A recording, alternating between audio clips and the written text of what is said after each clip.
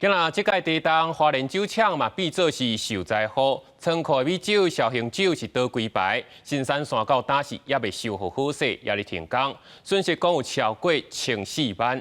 酒厂是表示，拍算清理，搁爱清1礼拜，不过并无影响到经营。今日酒仓库酒碗啊，吹一吹，倒一倒，酒全部流出来，就算用网啊防护，也是如苍苍。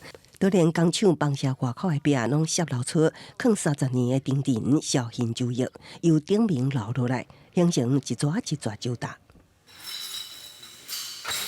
仓库另外一边也是空酒馆啊，倒去脆糊糊，工作人员吐去脆玻璃身后，放伫酒篮的米酒对几个站楼管也隆重倒落来，规间厝拢是脆片甲酒液，装修好的成品，感官风准甲东倒西歪。然后我们倾倒啊，怎样？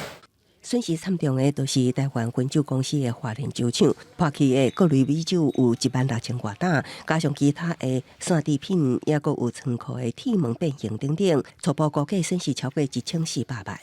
除了酒品破损，生产线也被迫停止。等咧修复。那其实最后还是出估而已，因为我们的产品很多都是堆叠在一起，里面到底坏掉多少，就是破掉多少，其实可能都还是要精确的盘点之后才会知道。花莲酒厂挖着集成坛，主要生产米酒系列产品，一天生产量有1万担。最近几年，更较少量生产在地级的白亚酒。即摆的大地档，虽然酒厂强调袂影响营运，也毋过有够清理时间爱用1礼拜。我们也看不到，我们也进不去啊。对，我们只是预估而已啊。